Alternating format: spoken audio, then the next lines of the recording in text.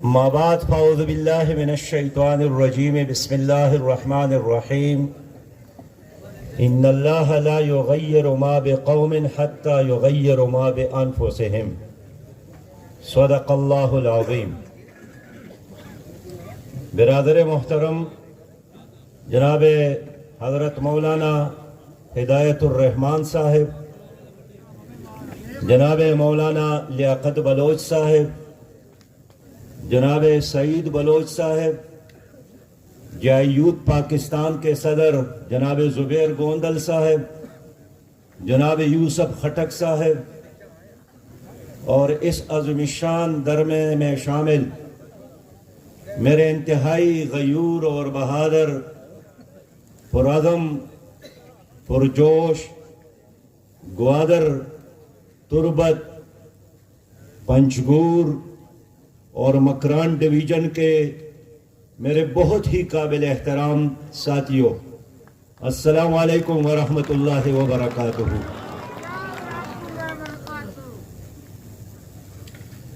اس عظیم الشان پروگرام کے انعقاد پر اور 22 دنوں سے مسلسل دھرنے کے انتظام پر میں گوادر کے تمام دوستوں کو، ساتھیوں کو، خاص کر مولانا ہدایت الرحمان، جناب لیاقت بلوچ اور جناب سعید بلوچ کو اور ان کی پوری ٹیم کو مبارکباد پیش کرتا ہوں۔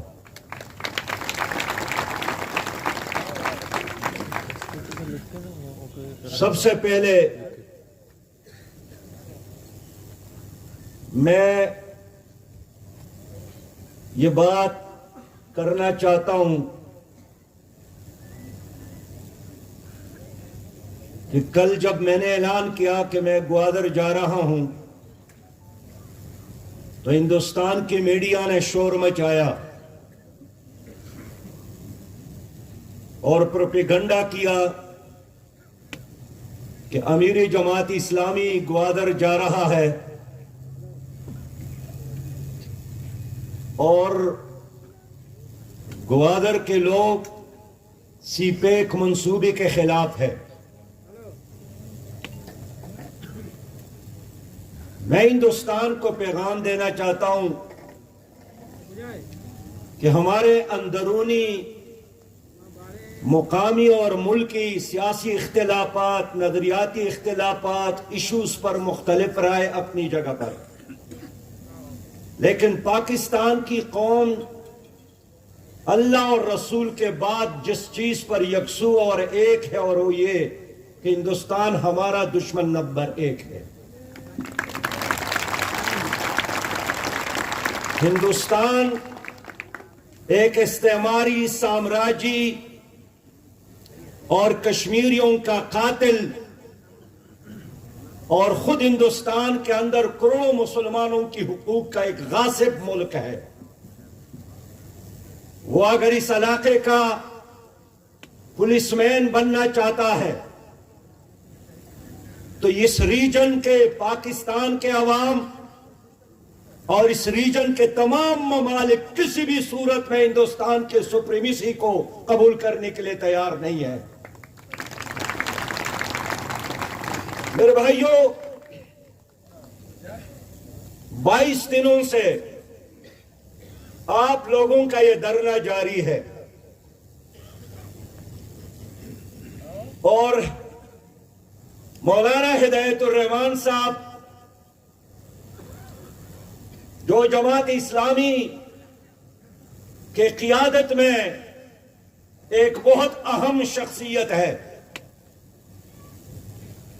اس دھرنے سے قبل بھی انہوں نے ہمیشہ بلوچستان کے مسائل پر بات کی ہے۔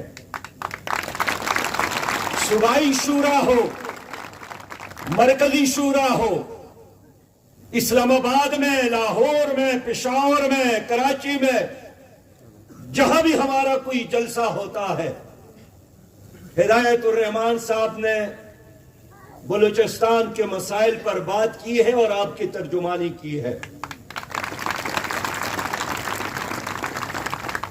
میں آج اس لیے آپ کے پاس آیا ہوں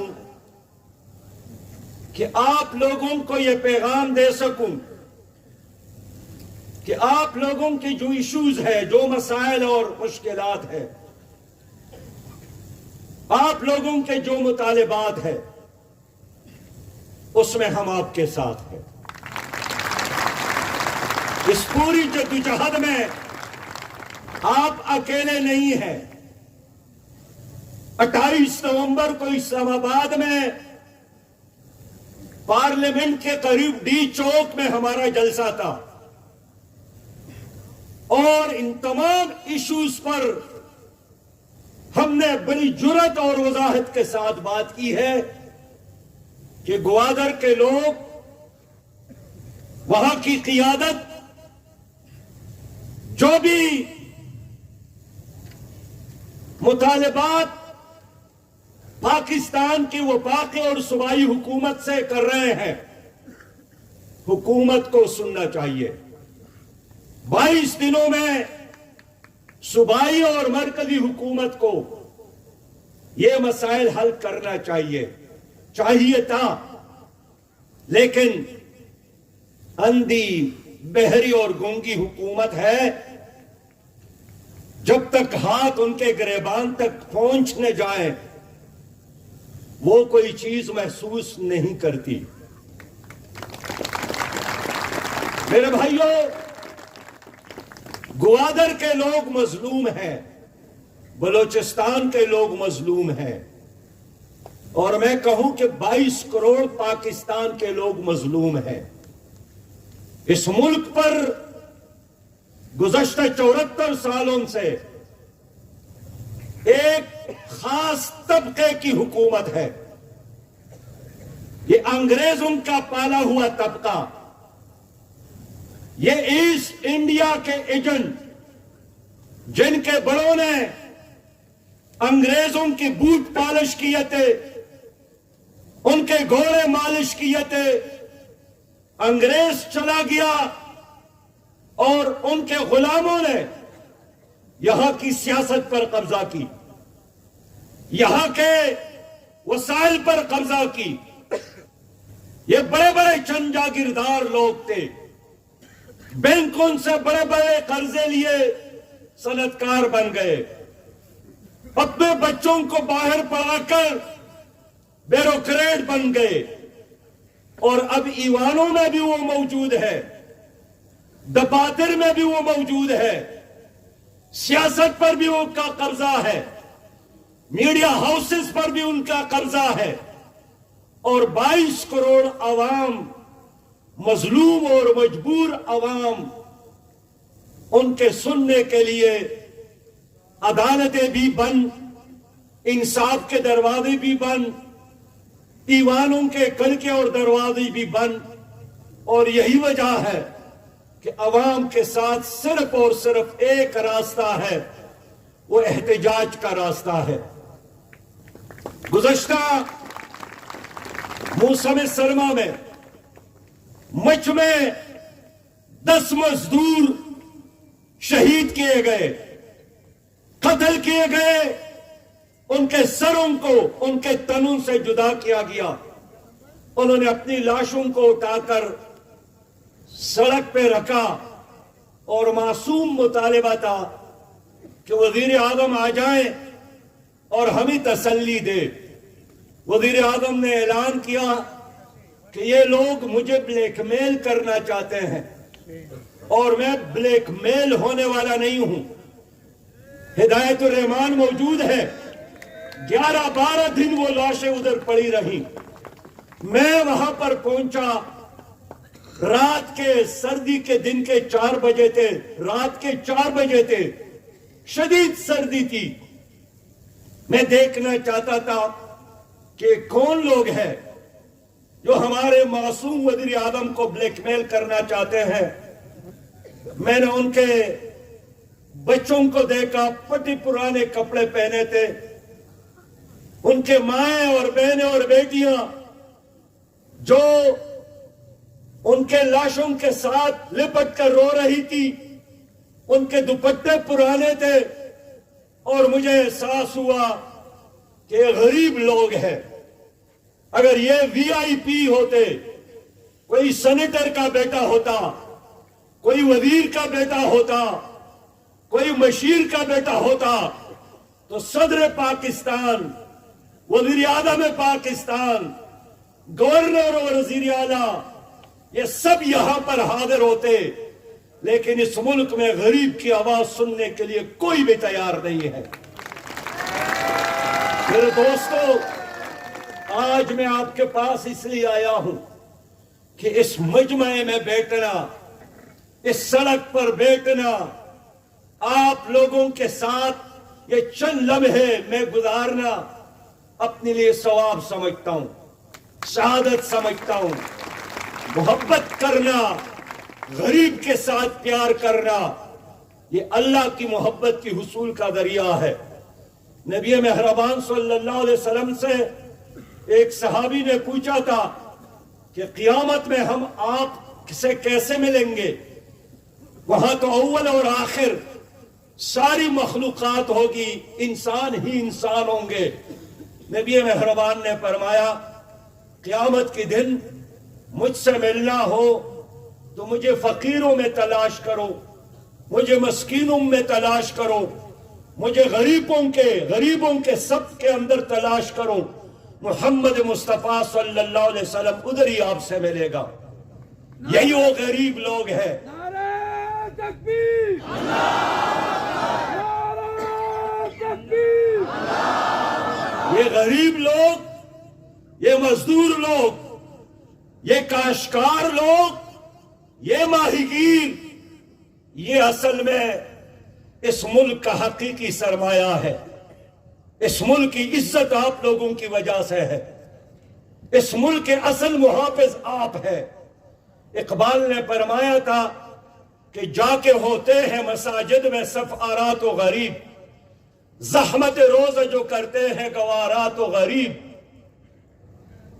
عمرا نشے دولت میں ہے غافل ہم سے، زندہ ہے ملت بیزا غربا کی دم سے. یہ ملت اور یہ امت زندہ ہے آپ لوگوں کی وجہ سے. آپ محب وطن ہیں، آپ اسلام کے سچے سپاہی ہیں. اور کل اگر پاکستان پر اللہ نہ کرے کوئی برا وقت آیا تو یہ سارے وی آئی پی یہ لندن اور امریکہ بھاگ جائیں گے. اور ہمارے اور آپ کے لیے اسی زمین میں مرنا بھی ہے، یہ ہمارے لیے مسجد بھی ہے، یہ ہمارے لیے ماں کے گود بھی ہے. ہماری زندگی کا آخری لمحہ اور خون کا آخری قطرہ قربان ہے اس دھرتی پر.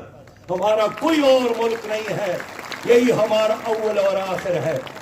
میرے دوستوں اور میرے بھائیوں، میں اس لیے آپ کے پاس آیا ہوں کہ ہمیشہ بلوچستان کی ترجمانی، بلوچستان کی حقوق پر بات چوک اور چوراہوں میں بھی ہم نے کی ہے، اور آپ کی حقوق کی بات سینٹ اور قومی اسمبلی میں بھی ہم نے کی ہے. میرے پیارے بھائیوں، پاکستان کے 22 کروڑ عوام کو یہ بات معلوم ہے کہ بلوچستان رقبے کے لحاظ سے پاکستان کا بڑا صوبہ 40% علاقہ ہے. 80% پاکستان کے معدنیات اس صوبے بلوچستان میں ہے. یہ چاغی ہے بلوچستان کا ضلع. یہاں ریکوڈک دنیا کا 5واں سونے کا بڑا ذخیرہ بلوچستان میں ہے. یہ معدنیات سے مالا مال پاکستان. لیکن افسوس یہ ہے کہ جو صبح سوئی گیس کے مقام پر، سوئی کے مقام پر روزانہ 363 ملین مکعب فٹ دیتی ہے، اس دھرتی کے بچے گیس کی سہولت سے، گیس کے نعمت سے محروم ہے. آخر کیوں؟ اس ملک میں تانبا ہے، اس صوبے میں، اس ملک میں کاپر موجود ہے. اس ملک کے ساتھ 950 کلومیٹر ساحل موجود ہے، جو دنیا کے بہت کم ممالک کے ساتھ یہ نعمت موجود ہے. لیکن اس سب کچھ کے باوجود کہ بلوچستان کے لوگ محنت کرنے والے، بلوچستان کا نوجوان انتہائی ذہین اور پتین اور جینیس طالب علم اور نوجوان، لیکن یہاں کا بوڑھا باپ علاج سے محروم ہے، یہاں کا نوجوان روزگار سے محروم ہے، یہاں کا بچہ تعلیم سے محروم ہے، یہاں کا مظلوم انصاف سے محروم ہے۔ اور آج یہ دھرنا یہ ان محرومیوں کا نتیجہ ہے کہ جس کی وجہ سے ہر فورم پر بات اٹھانے کے باوجود بھی آپ کے مسائل حل نہیں ہوتے۔ میرے دوستو، بلوچستان کو دینے کی ضرورت نہیں ہے، بلوچستان کو اللہ تعالیٰ نے اپنے وسائل سے اتنا مالا مال پیدا کیا ہے کہ تمہارے پاؤں کے نیچے سونا موجود ہے، تمہارے زمین کے اندر اللہ کے پوشیدہ خزانے موجود ہیں، لیکن مس مینجمنٹ، کرپٹ قیادت کی وجہ سے وہ وسائل کے کوئی حوالیہ موجود ہے، اس کے باوجود بھی یہاں کے لوگ بھوکے اور پیاسے اور غربت کے شکار ہے۔ گزشتہ عرصے میں ٹرانسپیرنسی انٹرنیشنل نے ایک سروے کیا اور اس سروے میں یہی بتایا گیا کہ ملک کے ہر صوبے میں کرپشن ہے، لیکن پاکستان کے صوبہ بلوچستان میں 65% کرپشن ہے۔ یعنی اگر کسی اسکیم کے لیے 1 کروڑ روپے ریلیز کیے جاتے ہیں تو 1 کروڑ میں سے 65 لاکھ روپیہ خرد برد ہو جاتے ہیں۔ اور یہی وجہ ہے کہ بلوچستان کا غیرت مند شہری وہ غریب ہیں اور تمہاری سرکاری افسروں کے پانی کی ٹینکی سے 60 لاکھ اور 60 کروڑ روپیہ نکل آتے ہیں۔ یہ 65 کروڑ روپیہ کس کی ہے؟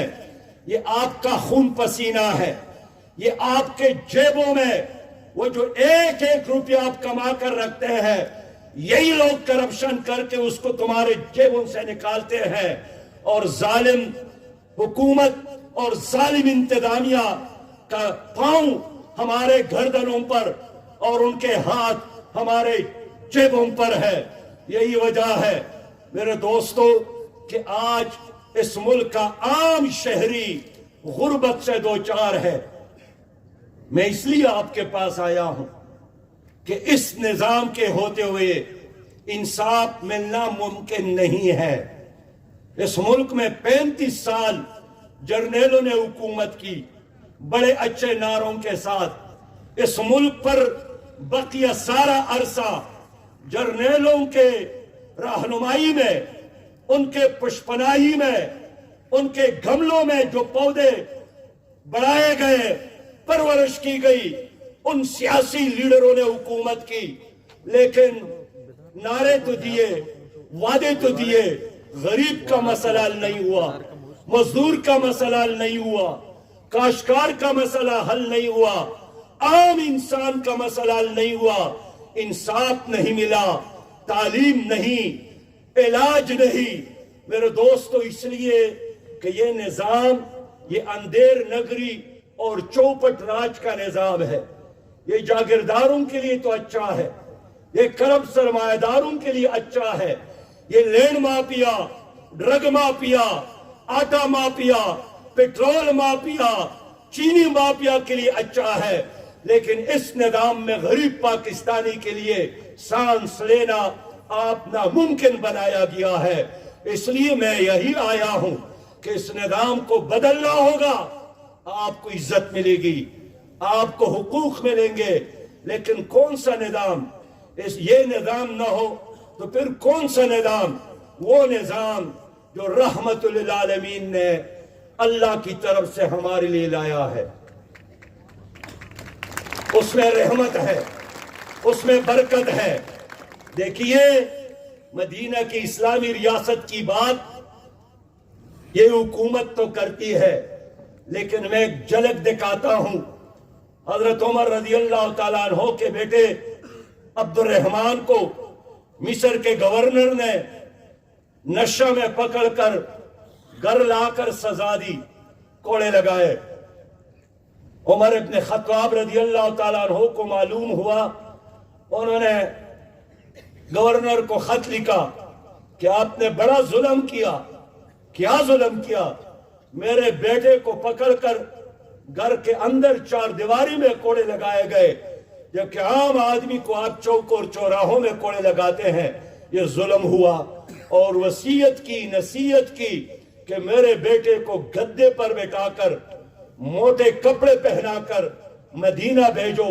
اور جب وہ مدینہ پہنچایا گیا، حضرت عمر ابن خطاب نے پھر ان کو کوڑے لگائے اور یہ پیغام دیا کہ مدینہ کی اسلامی ریاست میں ایک خلیفہ کا بیٹا اور ایک مزدور کے بیٹے میں کوئی فرق نہیں ہوگا.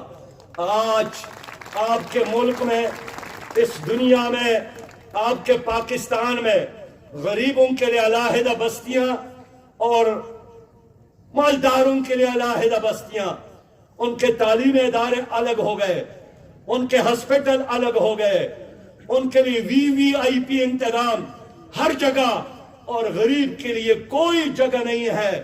میں اس لیے کہنا چاہتا ہوں کہ میرے اور آپ کے مسئلے کا حل اس ملک میں اور پاکستان میں ایک انقلاب، اور وہ انقلاب محمد مصطفیٰ صلی اللہ علیہ وسلم کا انقلاب.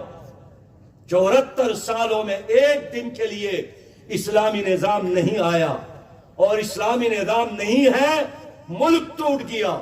اسلامی نظام نہیں ہے ہم ورلڈ بینک اور IMF کے غلام ہو گئے. اسلامی نظام نہیں ہے ہم ایک قوم نہیں بن سکے. اس لیے ایک مومن اور مسلمان کے حیثیت سے میں آج یہی اپیل کرنے آیا ہوں کہ اگر آپ چاہتے ہیں کہ آئندہ نسلوں کے لیے خوبصورت پاکستان، ایک پرامن پاکستان، ایک ترقی یافتہ پاکستان ہم چھوڑے، ایک ہی راستہ ہے کہ اس ملک میں اسلامی انقلاب کے لیے ہم جدوجہد کریں. میرے پیارے بھائیوں، میرے دوستوں، میں آپ کے مسائل پر بھی بات کروں کہ تمہارا سب سے بڑا مسئلہ کیا ہے. یہاں پر گوادر ہے اور مسلم لیگ کی حکومت، PTI کی حکومت، پیپل پارٹی کی حکومت، تمام نے یہ اعلان کیا کہ گوادر پاکستان کے لیے ترقی کے لیے گیٹ وے ہے، ترقی کی چابی ہے گوادر. ہمیں بھی بہت امید یہی تھا کہ اب یہ تمام حکومتیں مل کر سب سے پہلے گوادر کے عوام کو ترقی دیں گے. اس لیے کہ ترقی سڑکوں کا نام نہیں ہے، ترقی بلند اور بالا بلڈنگز کا نام نہیں ہے، ترقی انسان کی خوشحالی کا نام ہے، ترقی انسان کی سکون اور سرور کا نام ہے، اور ترقی نام یہی ہے کہ انسان کو عزت دی جائے. لیکن وہ معلوم ہوا کہ باہر سے ہاتھی نما گاڑیوں میں لوگ بیٹھ کر ادھر تو آئے، لیکن یہاں کا اپنا ماہی گیر فٹ پاتھ پر بھیک مانگنے پر مجبور کیا گیا، اس لیے کہ ان کے ساتھ جو جائز روزگار تھا وہ روزگار بھی ان سے چھین لی گئی. میں مولانا ہدایت الرحمان کے اس بات کے ساتھ 100% اتفاق رکھتا ہوں کہ اس نے ہر جگہ یہ بات کی کہ ہم مانگنے والے نہیں ہیں. وہ جو 1 کروڑ نوکریاں ہیں وہ آپ کو مبارک، لیکن ہمارے آباء و اجداد جس کو اللہ تعالیٰ نے کوئی اور چیز تو نہیں دی لیکن سمندر کا تحفہ دیا، یہ سمندر ہم سے نہ چھینو، یہ اللہ نے ہمیں دیا ہے. اللہ کی تقسیم پر وار نہ کرو اور ہمیں اپنے پانی سے محروم نہ رکھو. لیکن آج سمندر کے ساحل پر یہاں کے لوگ پانی سے محروم ہے.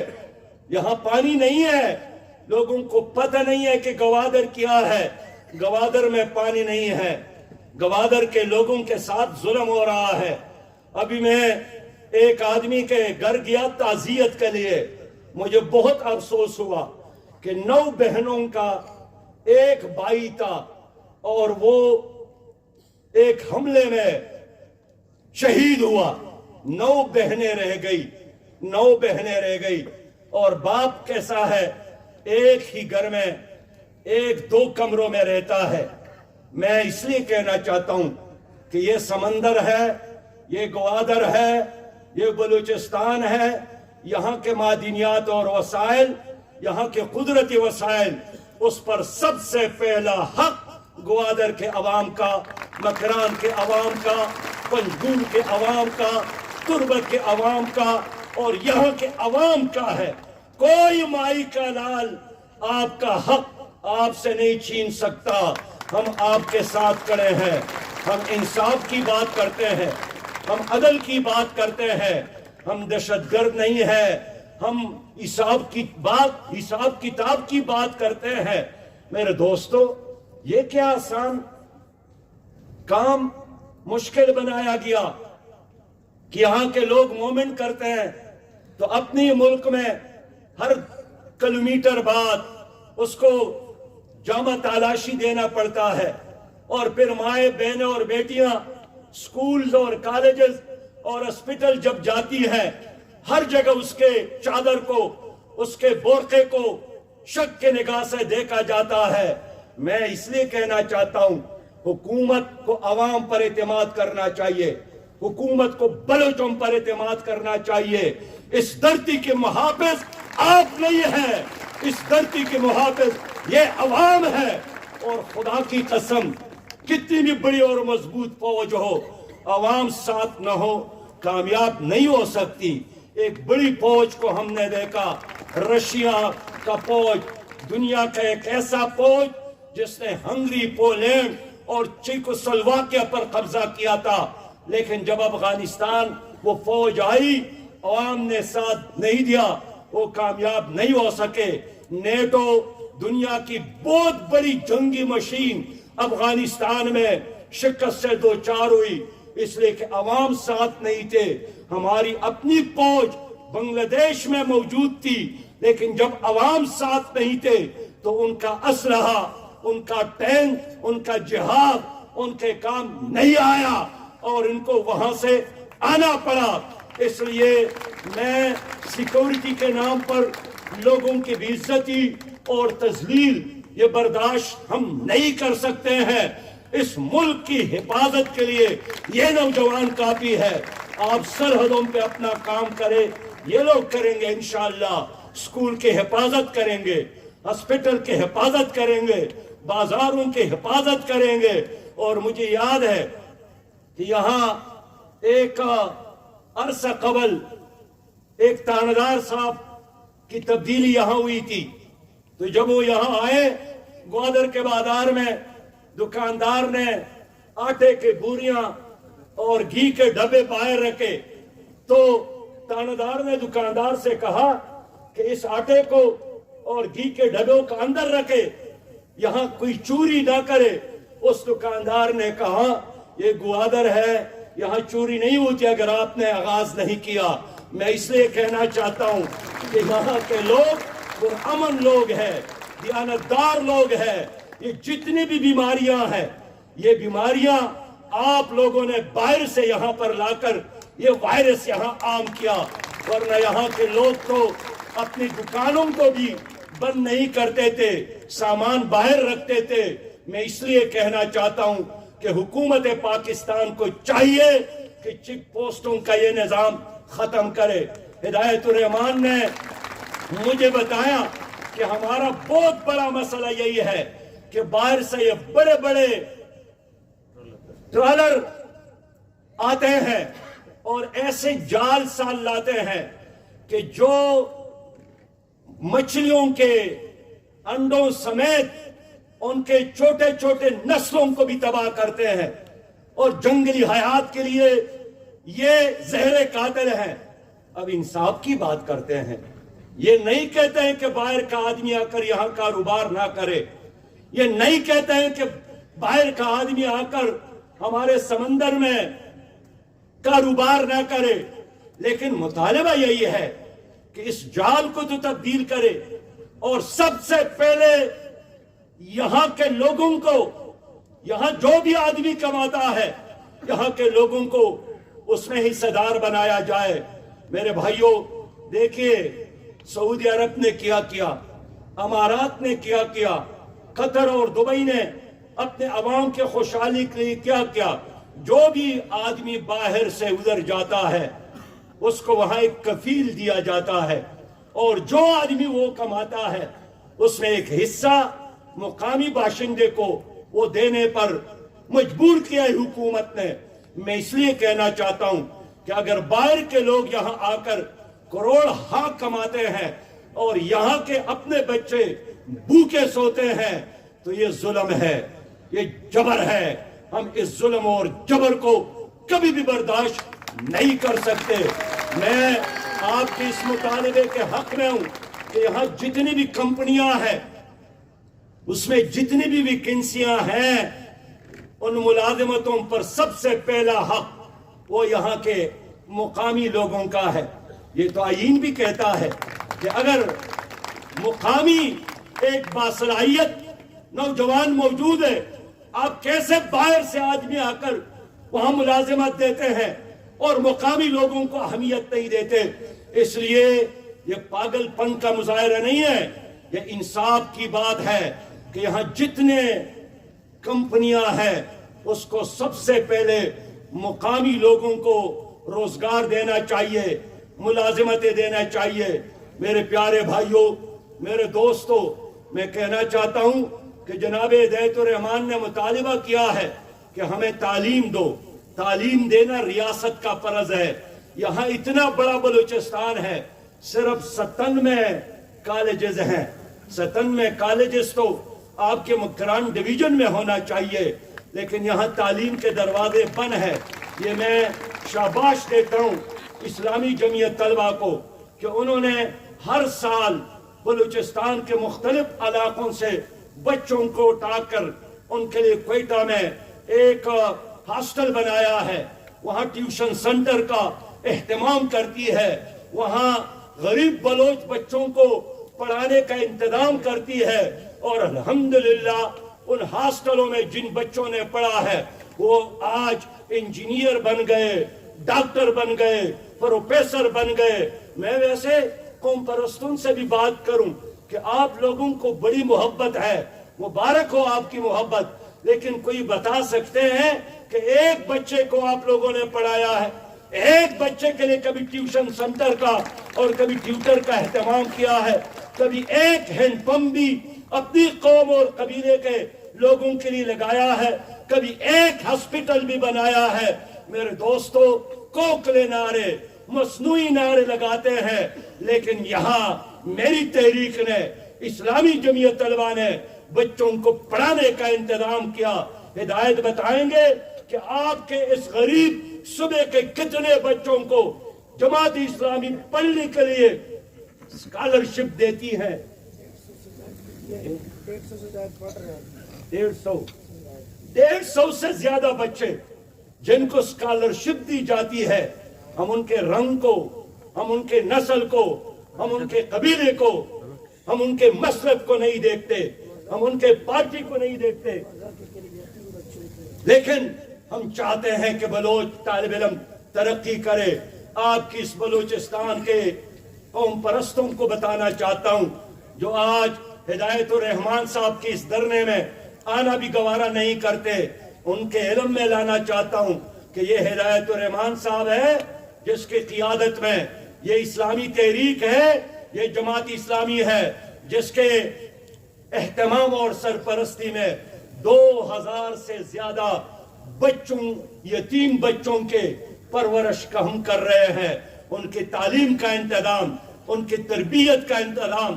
ان کو یہی سلوگن ہم نے دیا ہے کہ بچوں پڑھو اور آگے بڑھو، پڑھو اور پاکستان کی قیادت کرو۔ ہم اس لیے بلوچ نوجوان اور بلوچ بچوں سے پیار کرتے ہیں۔ میرے دوستو، میرے بھائیوں، میں پاکستان کی حکومت سے کہنا چاہتا ہوں، خاص کر عمران خان صاحب سے، جنہوں نے وعدہ کیا تھا، آپ لوگوں کو بھی یاد ہوگا کہ میں نے تو دھرنا دیا اور میری حکومت میں جس نے بھی دھرنا دیا میں اس کو کھانا بھی دوں گا، میں اس کو پانی بھی دوں گا۔ لیکن میں پوچھنا چاہتا ہوں کہ کھانا اور پینا تو بات کی بات ہے، اس نے، ان کے گورنر نے، ان کے وزیر اعلیٰ نے، ان کے کسی صدر نے یہاں آنا بھی گوارا نہیں کیا اور شک کے نگاہوں سے دیکھتے ہیں. میں یقین کے ساتھ کہہ سکتا ہوں کہ برا وقت آئے گا، یہ حکمران بھاگ جائیں گے اور یہ لوگ اپنی دھرتی کا حفاظت کریں گے. میں انصاف کے ساتھ کھڑا ہوں، میں حق کے ساتھ کھڑا ہوں، میں سچ کے ساتھ کھڑا ہوں اور یہی مطالبہ کرنے آیا ہوں کہ جو لوگ یہ سوچتے ہیں کہ یہ بلوچ ڈرنے والے ہیں، یہ بھاگنے والے ہیں، یہ اپنا کام چھوڑنے والے ہیں، نہیں نہیں، ایسا نہیں ہے. ان کو سننا پڑے گا اور ان کے مطالبات کو منظور کرنا پڑے گا. میں یہ بات بھی کروں کہ یہاں مسنگ پرسنز ہے ہزاروں کی تعداد میں، اور جب عمران خان حکومت میں نہیں تھے تو یہی بات کرتے تھے، یہی تنقید کرتے تھے نواز شریف کی حکومت پر، زرداری کی حکومت پر. لیکن آج ان کی حکومت میں بھی لوگوں کو اٹھایا جا رہا ہے. مجھے ابھی گوادر کے ایک آدمی نے بتایا کہ مجھے فون کیا گیا اور میں نے اپنے بیٹے کو خود اٹھا کر ان کے دفتر میں لے گیا. ایسا آدمی جس کا اپنا بھانجا شہید ہوا تھا اور اگلے دن ان کو پتہ چلا کہ ان کے بیٹے پر FIR درج کی گئی اور اس میں لکھا گیا ہے کہ مجھے تربت میں پکڑا گیا، گرنیٹ کے ساتھ پکڑا گیا. یہ جھوٹ، یہ دھوکہ، یہ ظلم اب نہیں چلنا چاہیے. یہ کھیل بند ہونا چاہیے. انسان نے چاند پر قدم رکھا، انسان مریخ کی طرف جا رہا ہے، انسان ترقی کر رہا ہے اور ہمارے ملک میں عدالتیں ہیں اور عدالتوں کے علاوہ زمین دوز عدالتیں ہیں.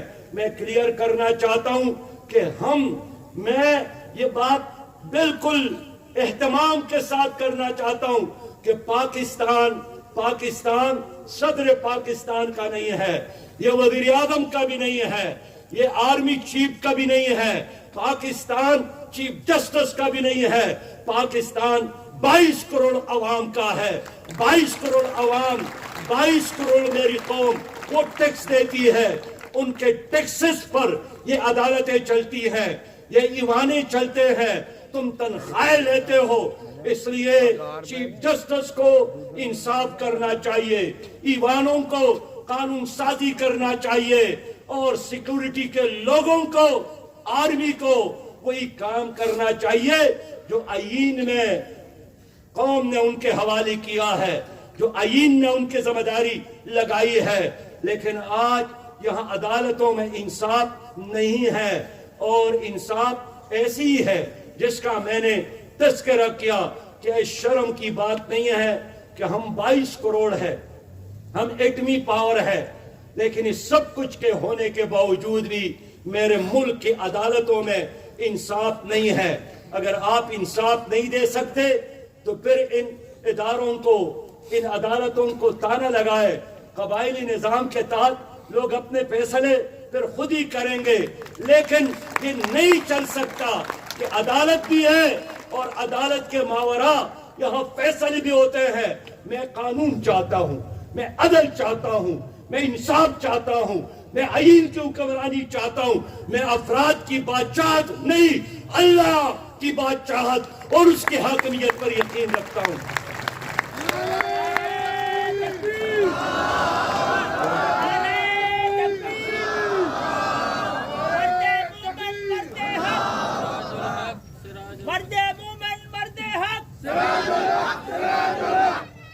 میرے بھائیوں،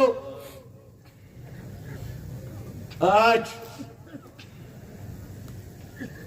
بارڈر ٹریڈ کو، سرحدی تجارت کو، یہ صرف یہاں نہیں ہے، مغربی ممالک میں بھی یہی ہے، امریکہ اور کینیڈا کے درمیان بھی یہی ہے، میکسیکو کے بارڈر پہ بھی یہی ہو رہا ہے. دنیا میں جہاں جہاں دو ممالک کے طویل بارڈر ہیں وہاں حکومتیں ایک کڑکی کلتی ہے. تو ان اداروں میں، ان سرحدوں پر، ان علاقوں میں سکول نہیں، کالج نہیں، کارخانہ نہیں، کوئی اور ترقی کا کوئی کام نہیں، حکومت کی طرف سے کوئی سبسڈی نہیں. آخر کیا کرے؟ کیا زہر کی گولیاں کھا کر خودکشی کرے، لیکن اگر لوگ محنت کرتے ہیں، لوگ مشقت کرتے ہیں، اپنے بچوں کے لیے رزق حلال کمانے کا انتظام کرتے ہیں، تو پھر بارڈر ٹریڈ اس پر پابندی نہیں ہونا چاہیے۔ اور پابندی کیا ہے؟ کہتے ہیں پابندی نہیں ہے، عام آدمی کے لیے پابندی ہے۔ سرکاری لوگ وہی کام کرتے ہیں جن کے خلاف یہ خود پروپیگنڈا کرتے ہیں۔ میں اس لیے کہنا چاہتا ہوں کہ ان راستوں کو بند نہیں کرنا چاہیے۔ آپ کے ساتھ کوئی متبادل پروگرام ہے تو ہمیں بتائیں، ہمیں دکھائیں۔ میرے پیارے بھائیوں، کچھ لوگ پروپیگنڈا کر رہے ہیں آپ کے اس دھرنے کے خلاف کہ سی پیک کا ہے۔ آج اچھا ہوا کہ ہدایت الرحمان صاحب نے بڑے واضح الفاظ میں اعلان کیا کہ ہم سی پیک کے مخالف نہیں ہیں۔ کوئی پاگل بھی سی پیک کا مخالف نہیں ہے۔ ملک ترقی کرے تو کون مخالف ہے؟ سڑکیں بنے تو کون مخالف ہے؟ انڈسٹریل سٹیٹ بنے تو کون مخالف ہے؟ مقامی لوگوں کو روزگار ملے تو کون مخالف ہے؟ اور ہم تو یہی چاہتے ہیں کہ جس طرح متحدہ عرب امارات نے، وہاں بھی کوئی تیل تو نہیں ہے لیکن ایک ساحل کو انہوں نے استعمال کیا اور اس کے نتیجے میں انہوں نے ترقی کی، ہم بھی یہی چاہتے ہیں کہ یہ علاقہ بھی اسی طرح ترقی کرے۔ انشاءاللہ تعالی وہ دن تو ضرور آئے گا، لیکن یہ بالکل صحیح بات انہوں نے کی ہے کہ سی پیک کے ساتھ بلوچستان کے لوگ کھڑے ہیں، لیکن یہ بھی چاہتے ہیں کہ سی پیک میں بلوچستان کے لوگوں کو حصہ دیا جائے۔ یہ اس حکومت کے نادانی ہے کہ پہلے یہی وزیر اعظم جب دھرنے میں موجود تھے اور چین کے صدر کا دورہ تھا تو ان کے دھرنے کی وجہ سے اس نے وہ دورہ کینسل کیا تھا، اور آج بھی ان کے کوتاہ نظری سے، ان کے مس مینجمنٹ سے یہ پورا پروجیکٹ ایک مشکل سے دو چار ہے۔ ہم تو چاہتے ہیں، اور میں چائنا کی حکومت کو یقین دلاتا ہوں کہ آپ خود آ کر یہاں دیکھ لیں بلوچستان کے مسائل کو، گوادر کے مسائل کو، اور آپ محسوس کریں گے کہ یہاں کے لوگ سب سے زیادہ چاہنے والے ہیں ترقی کا، لیکن مسئلہ ہمارے وفاقی حکومت کے غلط پالیسیوں کا ہے۔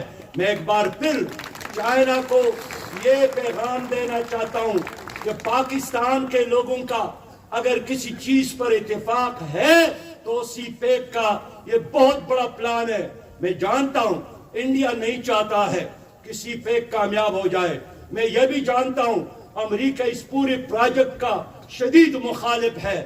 ہم یہ بھی جانتے ہیں کہ جو پاکستان کا دشمن ہے وہ اس منصوبے کو ناکام دیکھنا چاہتے ہیں، لیکن ہم حکومت سے ضرور کہیں گے کہ جو گیٹ وے ہے بلوچستان کا، پاکستان کا، ترقی کا، وہاں کے لوگوں کے چہروں پر میں مسکراہٹیں دیکھنا چاہتا ہوں، وہاں کے بچوں کے ہاتھوں میں میں کتاب دیکھنا چاہتا ہوں، وہاں کے نوجوانوں کو میں روزگار دلانا چاہتا ہوں، وہاں کے لوگوں کو میں انصاف کے روشنی میں دیکھنا چاہتا ہوں۔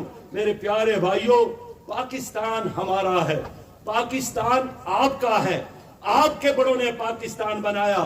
اور آپ کو یاد ہے کہ جب قائد اعظم محمد علی جناح تحریک پاکستان میں تقریریں کرتے تھے، انگریزی میں کرتے تھے، لوگ نہیں سمجھتے تھے انگریزی کو، لیکن قائد اعظم کے ایک بات پر لوگ عاشق ہو گئے، یقین کر گئے کہ جب وہ انگریزی میں تقریر کرتے کرتے یہ بات کرتے کہ پاکستان کا مطلب کیا، لا الہ الا اللہ، لوگوں نے لا الہ الا اللہ کا ساتھ دیا، لوگوں نے اس کلمے پر ایمان لایا تھا۔ ان کا یہی ایمان اور یقین تھا کہ پاکستان بنے گا یہ خلافت کا مرکز، یہ اسلام کی حکومت، مدینہ کی اسلامی ریاست۔ لیکن 74 سالوں میں ایک دن کے لیے پاکستان اسلامی نظام سے روشن ہم نے نہیں دیکھا۔ اس کا نتیجہ پاکستان کا جغرافیہ تباہ ہو گیا، اس کا نتیجہ ہم ایک قوم نہیں بن سکے، اس کا نتیجہ ہم آج بھی ورلڈ بینک اور IMF کے غلام بن گئے۔ میں اپنی قوم سے پوچھنا چاہتا ہوں کہ جب پاکستان دنیا میں 22 करोड़ आबादी वाला मुल्क है, एटमी सलाहियत रखता है। पाकिस्तान गंदम पैदा करने वाला 8वां बड़ा मुल्क है। पाकिस्तान गन्ना पैदा करने वाला 7वां बड़ा मुल्क है। पाकिस्तान लाइव स्टॉक में 5वां बड़ा मुल्क है। पाकिस्तान चन्ना और दाल पैदा करने वाला 3रा बड़ा मुल्क है सारी दुनिया का। लेकिन इसके बावजूद भी यहाँ गुर्बत नाच रही है। खुद पाकिस्तान का सबसे बड़ा सूबा बलूचिस्तान में शरह गुर्बत 71% से ज्यादा है। यहाँ 2 करोड़ 7 लाख नौजवान बेरोजगार है पाकिस्तान में, और सबसे ज्यादा बेरोजगारी बलूचिस्तान में है। मुझे बताया गया कि यहाँ नशा में लोग मुब्तला किए गए। हिदायतुर रहमान का कितना मासूम मुतालबा है कि शराब खाने बंद होना चाहिए। उनका मुतालबा है कि मुंशियात फरोशों को जेल में डाला जाए, उनको सजा दी जाए, इसलिए कि खुद वज़ीर आज़म ने ऐलान किया है कि पाकिस्तान में 70 लाख से ज्यादा लोग नौजवान ये नशा के आदी हो गए। 70 लाख से ज्यादा, उसमें 10 लाख से ज्यादा नौजवान बलूचिस्तान के हैं। तो यही तो हमारा मुस्तकबिल है जिसको नशे के दलदल में धकेला गया।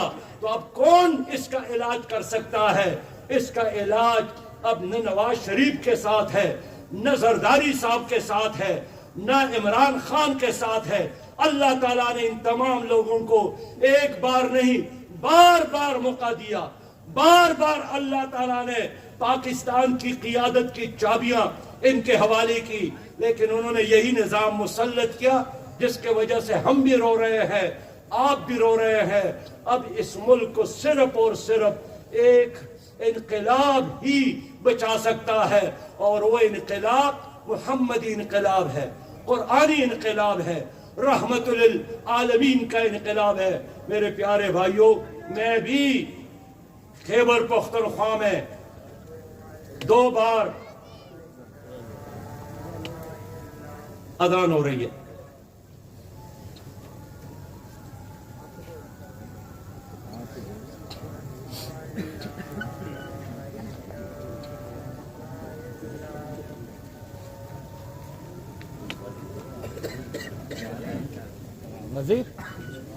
नज़ीर आप प्यार ना कि हम खैबर पख्तूनख्वा में हुकूमत में रहे, लेकिन अल्हम्दुलिल्लाह हमने कौम का पैसा कौम पर खर्च किया था।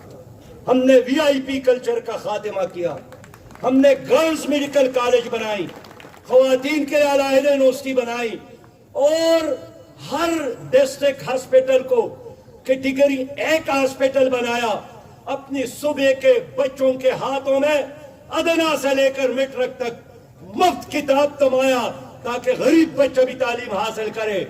मेरे भाइयों, वजारत से फरागत के बाद मैं सूबे के सबसे बड़ी मस्जिद इमामत खान गया और अपने आप को एहतसाब के लिए पेश किया।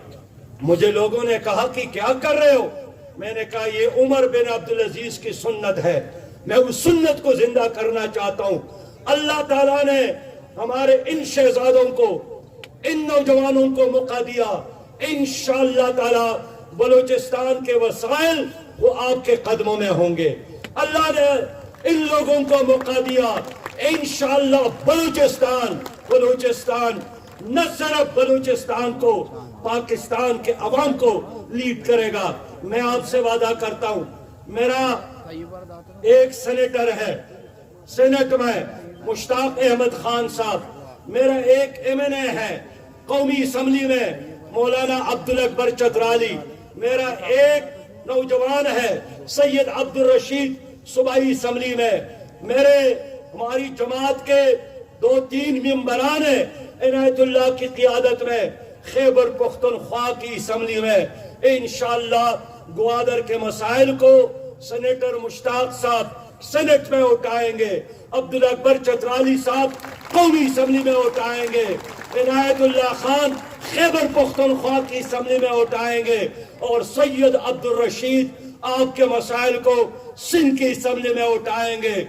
चौक और चौराहों में भी हम आपका केस लड़ेंगे। اور ایوانوں میں بھی ہم انشاءاللہ تعالی آپ کا کیس لڑیں گے، اور وہ دن جلد آنے والا ہے کہ میں دوبارہ آؤں گا تو انشاءاللہ آپ کی کامیابی کی مبارکباد کے لیے آؤں گا۔ السلام علیکم ورحمۃ اللہ وبرکاتہ۔